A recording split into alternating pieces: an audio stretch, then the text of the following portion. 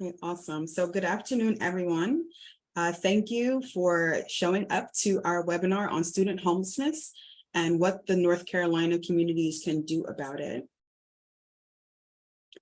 So my name is Ashanti Jones, and I am the Senior Policy and Advocacy Manager at SchoolHouse Connection. SchoolHouse Connection is a national organization that works to overcome homelessness through education. We provide strategic advocacy and practical assistance in partnership with schools and early education programs, higher education institutions, service providers, families, and impacted young people. We truly believe that education is at the forefront of stemming homelessness and stopping homelessness from exacerbating throughout youth and turning into an adulthood problem. And so the way that we do that is through partnership with local organizations in different states across the country on the federal and off the state level. So we provide all of that political advocacy and legislative advocacy. We also answer questions that come from around the country that come to our inbox, right? So if you have questions about homelessness and all of the different legislative avenues that we can work in order to stem homelessness, you can always email us at info@schoolhouseconnection.org. We also host webinars similar to the one that you're participating in today. And we do provide implementation tools that will show you how to replicate some of the advocacy work that we do here at SchoolHouse Connection. We also really engage impacted young people and young people who are interested in supporting the advocacy work around homelessness and education. And we do that through our youth leadership and scholarship program. And so one of the programs that we also run that support advocacy across the nation is our Policy Fellows program. And so the aim of the Policy Fellows program is to really connect and mobilize a network of allies and advocates who are located across a variety of states to respond to calls of action around legislative advocacy at both the federal and state levels. So we do engage various folks around different congressional areas, and we bring them together to talk about this issue and different ways that we can encourage their advocacy. And so that may look like hosting, participating in a congressional visit. It may look like gathering signers for a sign-on letter. It may look like making phone calls to gather advocacy. And it also looks like what we're doing here today. And so I'm joined by Ebony Ross, who is the policy fellow from North Carolina, who serves as the McKinney-Vento Homeless Education Coordinator in Durham Public Schools.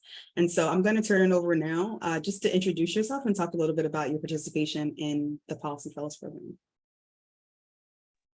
Good afternoon. My name is Ebony Ross. As she stated, it's a pleasure to be here to advocate for our students, the needs of what our students, and being able to share the needs for our students so that we'll make sure that they get everything that they need so they can be successful. So I'm happy to be a part of the North Carolina Policy Fellowship.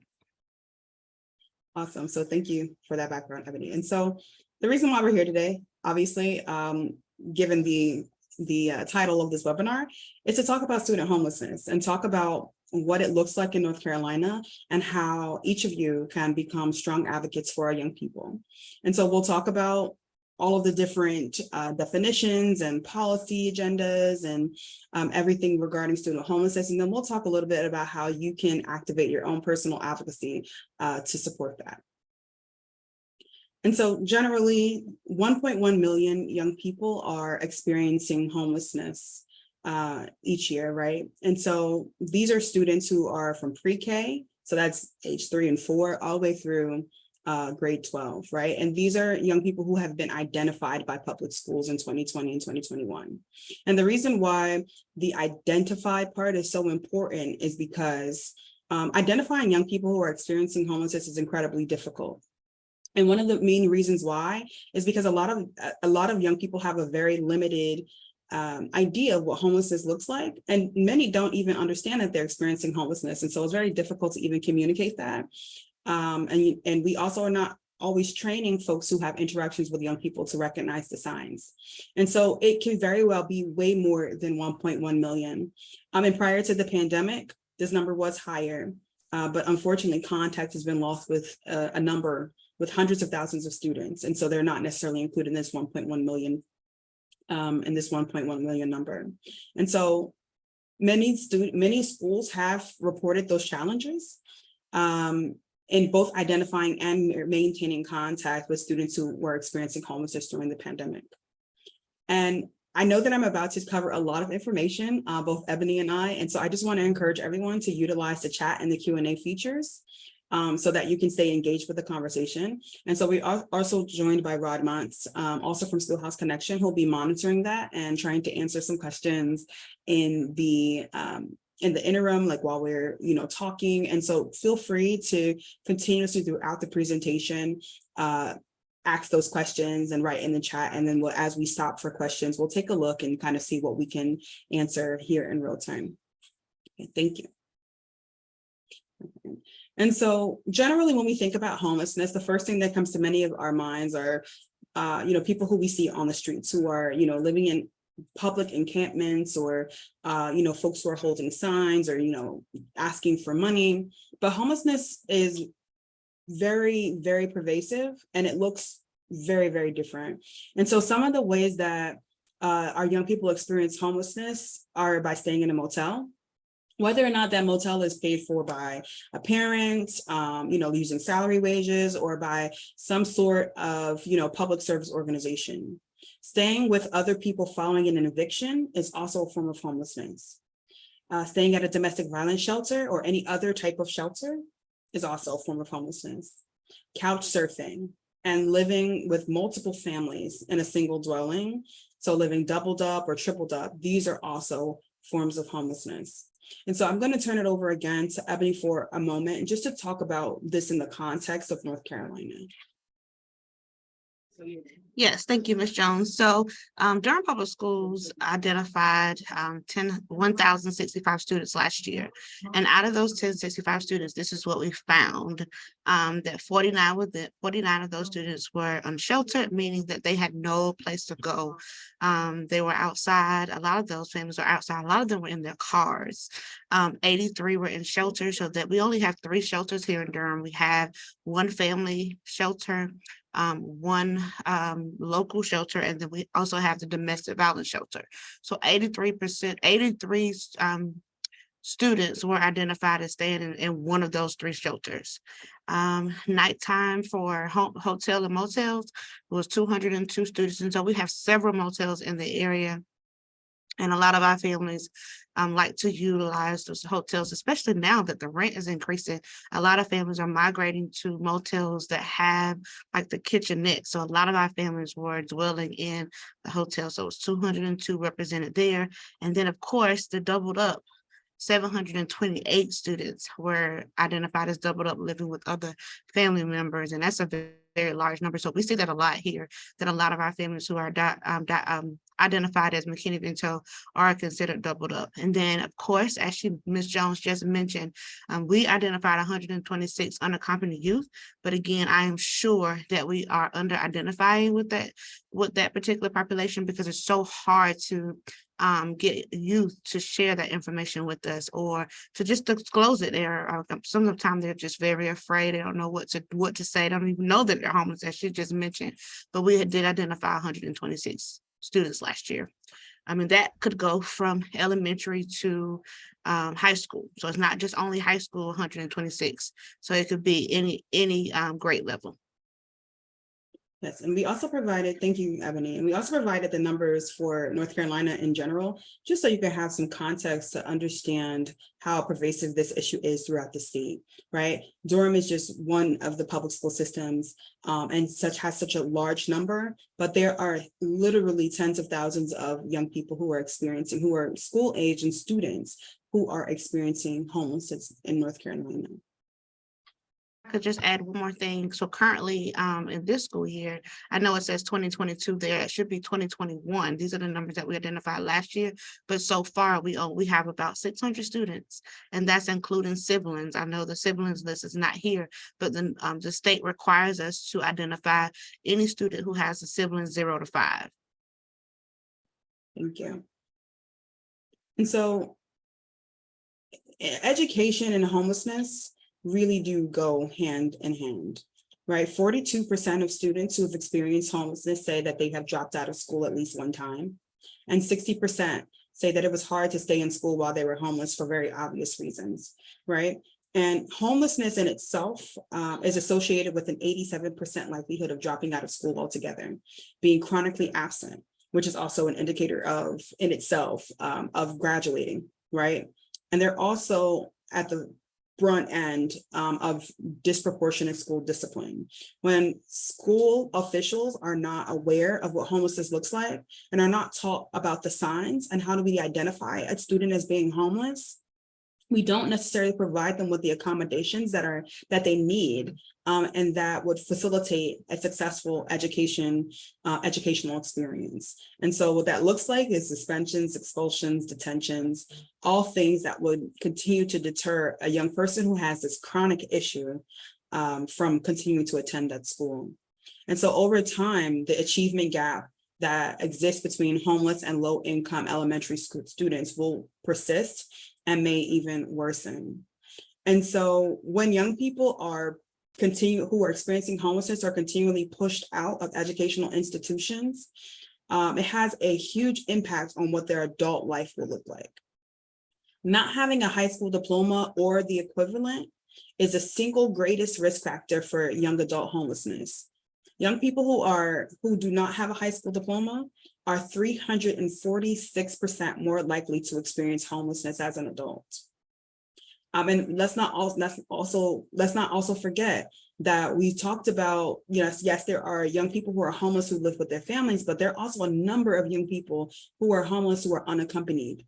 So they don't necessarily have any type of support system to guide them through young adulthood, right? And so when they're not getting a high school diploma or a GED, their risk for becoming a young adult and being homeless with no way forward is really, really, really likely, okay? And the fact that more than two-thirds of the jobs that are available require some form of post-secondary education is a really big problem when young people are not graduating from high school.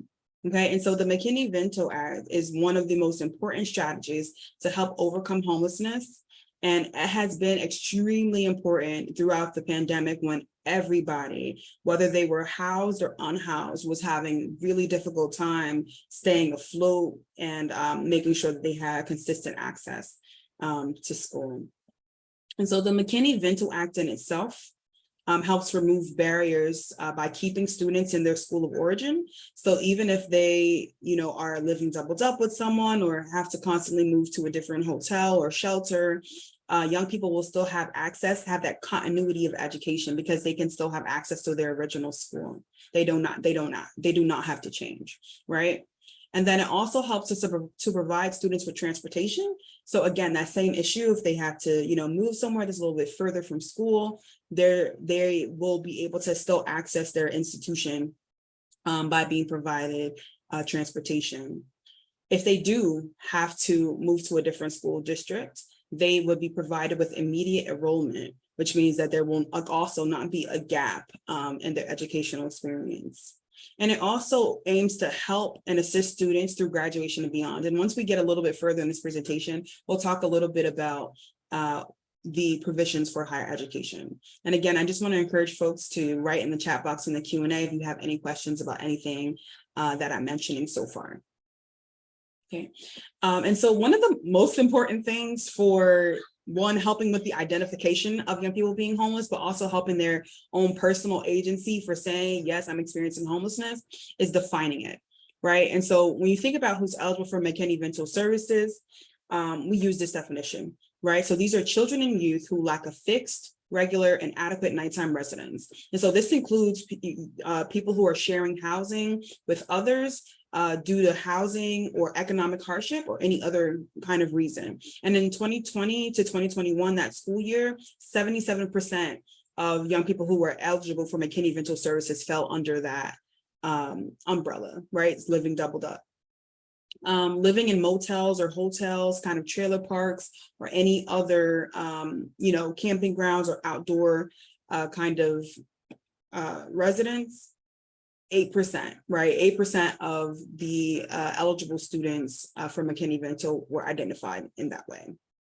Then you have folks who are living in emergency or transitional shelters. Around 11% of students were identified in that way. And then also living in a public or private place that's not designed for or regularly used as accommodation. So you can think about any place that you can potentially find shelter that's not necessarily, not necessarily slated for housing.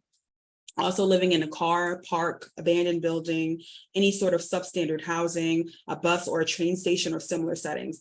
All of these are considered being homeless.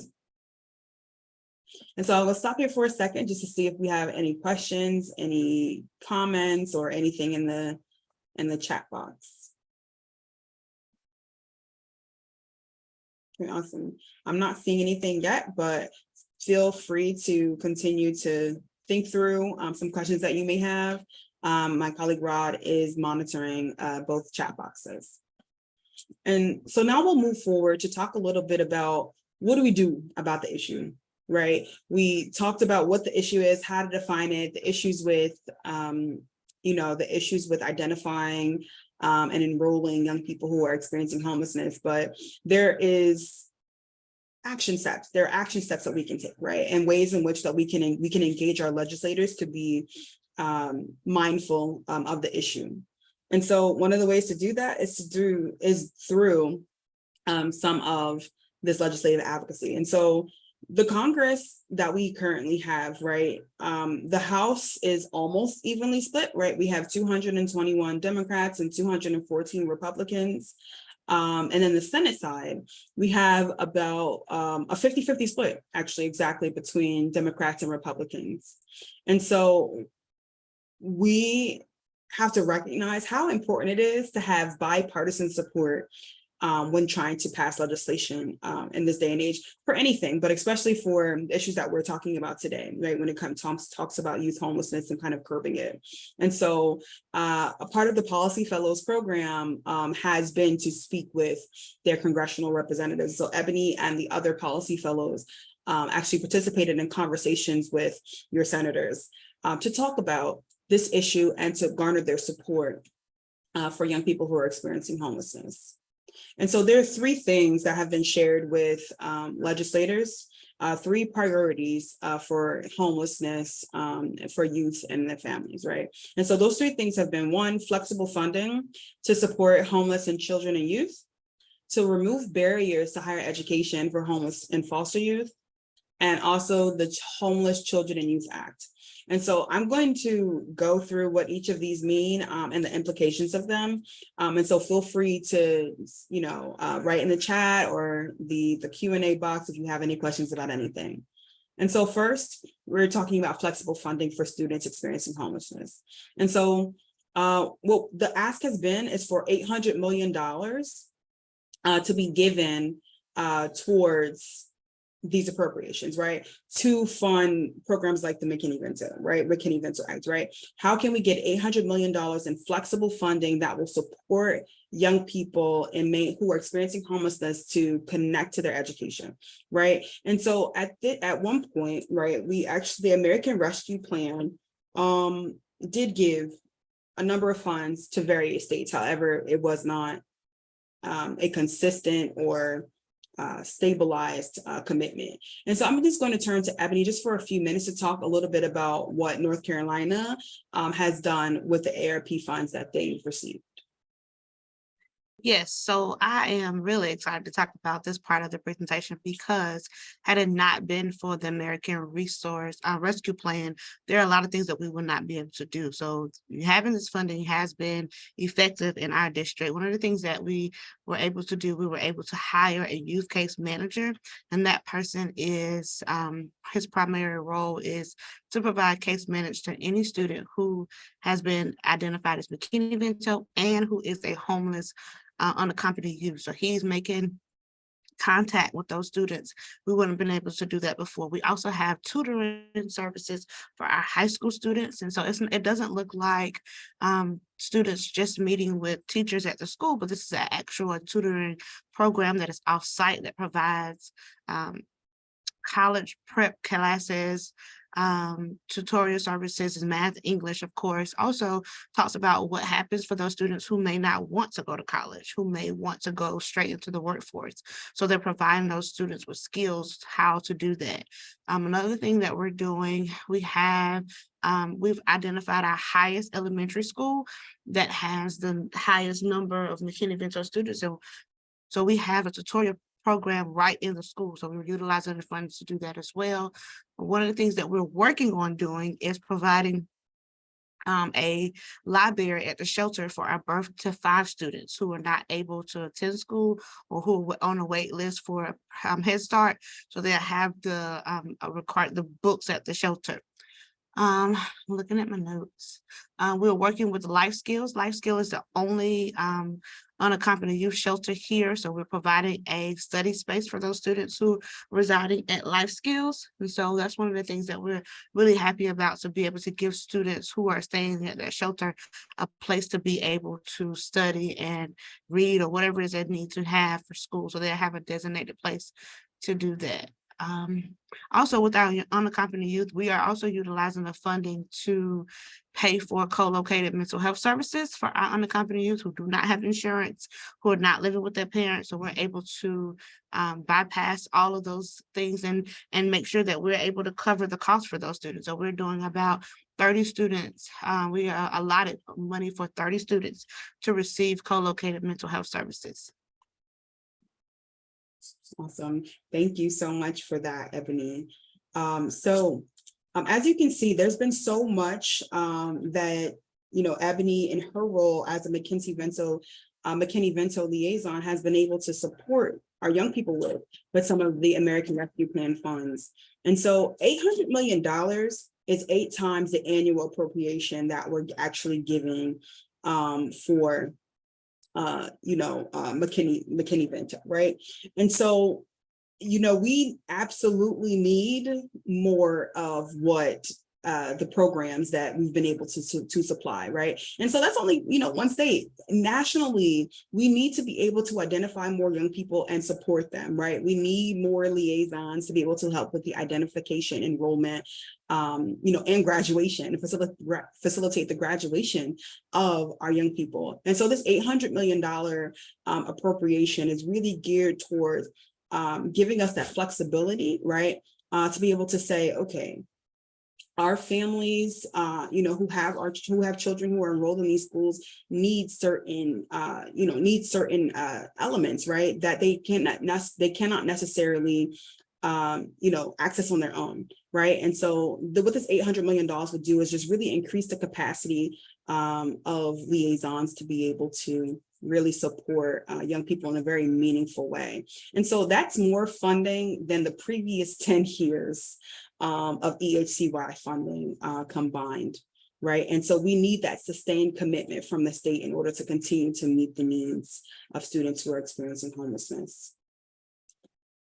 And so next we have the Higher Education Access and Success for Homeless and Foster Youth Act. Super long name, but we call it HESFI, right? And so the HESFI Act is a bipartisan bill that's really aimed to remove barriers to higher education, right? And so what it does is require the designation of a dedicated higher education liaison, specifically for homeless students on the higher ed side. So it's very similar to like the McKinney-Vento liaison from the pre-K 3 through grade 12 in that space. And so what this will do is just ensure that young people who are going to college, who don't necessarily have that, housing stability, are actually able to be successful, right? And so that may look like requiring a plan for housing for school semesters, but also for breaks, right? And places these young people on a priority level for accessing on-campus housing. So, you can't say, oh, we don't have space for you, right? Young people who are experiencing homelessness should be able to have priority access for on-campus housing. It also aims to provide homeless and foster youth in-state tuition. So even if they're coming from a different state, to be educated in a university, they should receive the in-state tuition. And there are a whole lot of other provisions that are provided under HESFI And so you will receive a copy of this presentation and are able to actually work the links and click them. And you can see a full list of the provisions there if there's something that you're particularly interested to see if it covers. And then next we have the Homeless Children and Youth Act. Okay, and so what this does is it changes some of the flaws that we've had regarding eligibility for HUD, that's the Department of Housing and Urban Development, accessing their homeless assistance, and it also increases access for children, youth, and families. So what it does is it aligns the federal definitions of homelessness by amending HUD's definition, right? So that children and youth who are identified by one of 8 federal programs, including the McKinney-Vento liaisons, would be eligible for HUD homeless assistance, right? It also requires HUD to honor any local community priorities and needs, okay? And it improves the data collection on homelessness. So again, identification has been is a critical piece of being able to actually fix the issue. And so the Homeless Children and Youth Act would really help improve the data collection on homelessness so that we can meaningfully do all of the advocacy and legislative work to make sure that they're getting everything that they need. Okay. And so feel free to write in the chat. Let's see here. So we have a question. So suggestions for unaccompanied homeless youth for summer housing and on air. I'm sorry, this is from Stephanie Collinsworth. So she says suggestions for unaccompanied homeless youth for summer housing and or on-campus expenses that are not met through financial aid. This is for unaccompanied homeless youth that move on to college. And so basically what I'm asking is, I believe the question is, are there any provisions for summer housing and or to handle any campus related expenses that are not met through financial aid? And so Rod, I'll ask you to help me with this question, but summer housing is certainly covered. So breaks is included in what we're talking about with higher education. So priority housing for that. In terms of the campus expenses that are not met through financial aid, Rod, do you know the answer to that question? May I just share some things that we do on the local level as far as schools? Sure. One of the things that I've learned in this role is that we cannot do anything alone. So if your college is if there's churches around the area, I would suggest reaching out to your churches, letting them know that you have homeless students on your campus, letting them know the needs of the students. And 9 times out of 10, most churches want to be able to support the students. So I would just look into community resources.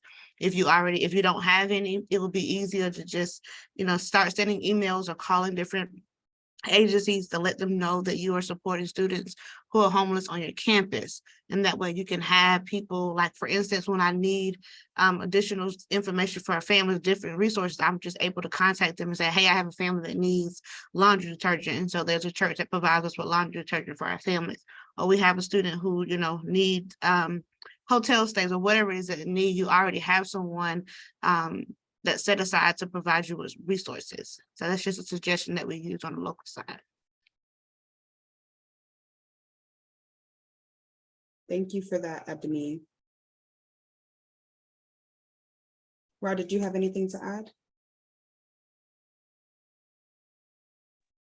I did, and there was an issue with some people not being able to provide comments. So if you tried to drop a comment and were not able to do so into the chat box, you should be able to now.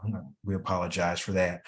The lack of support for college students, including those unaccompanied homeless youth who rely on being able to stay on campus and take advantage of the resources when school is in session, is important, and one of the reasons that we focus so much attention on trying to provide greater support at the higher education level. A lot of people don't understand that once the school season is not in session, that many of those students do not have the support necessary for housing or meals or other services, and that's an ongoing challenge and one of the reasons that we focus on trying to create greater support through state policy for higher ed liaisons, and are pushing at the federal level for that to be something that's provided nationwide.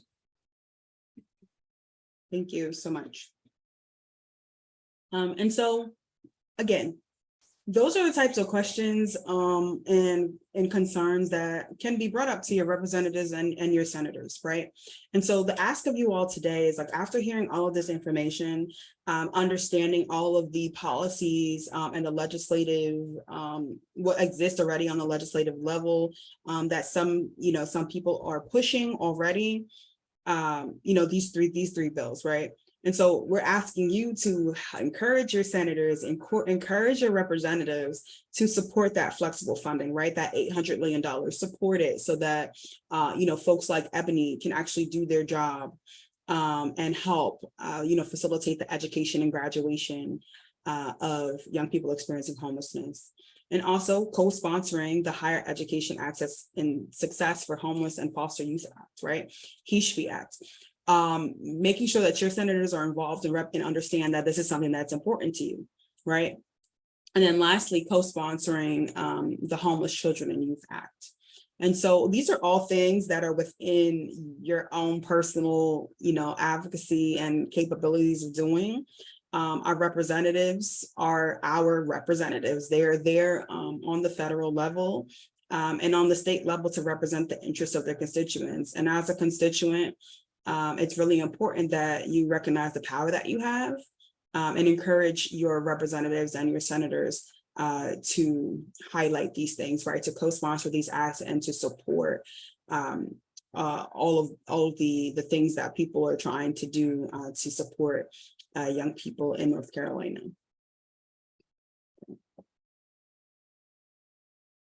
So sorry. I believe that yes, here we go. All right, and so we'll stop here again for any questions. I don't think I saw anything in here that was new, but you could still, take your time and, ask anything that's on your heart, or even give us any feedback on anything that we said today. And so thank you so much for your participation here. We really do appreciate your time. And we want to stay connected with you all, right? And so these issues are issues that we've been dealing with for a long time, and we will continue to do, different advocacy, not only on these issues, but as new issues arise that are focused on education and young people experiencing homelessness, right? And so in order to stay up to date on the issues, you can sign up for SchoolHouse Connection's e-newsletter that we send out pretty frequently, just to stay up to date on what's happening on state and federal levels. You can also check out SchoolHouse Connection's federal policy page, also clickable through the link that'll be provided to you here. And then you can also see if your member, if your representative has signed on as a co-sponsor of the bill. So you can go to congress.gov and you can type in the bill number or the name of the legislation, which you'll also have, to see if your member has supported it. And if they haven't, then you can obviously, send a note, an email or a phone call just to put it on their radar. And then you can also, if you have any particular questions about anything that we stated here today, or have any particular concerns about what's happening on your local level, feel free to send me an email at ashanti@schoolhouseconnection.org, or my colleague Rod, R-O-D-D, at schoolhouseconnection.org as well. So we really do appreciate your time. And we do hope that you sign up for our e-newsletter and that you do encourage your representatives to co-sponsor these bills. And thank you, Rod. Rod placed a note in the chat just saying, talking to your Congress members about the need to provide more resources for unaccompanied homeless youth on college campuses is a great example of how you can contribute in important advocacy. And that is exactly right. Right. And so the purpose of this webinar is to put these things on your radar, right? To recognize how all of these issues, play out in North Carolina, and what you can do to support young people experiencing homelessness, or who have experienced homelessness and are trying to pursue higher education. And so again, thank you so much for your time. We really do appreciate you. And we hope that you have an amazing day. Bye.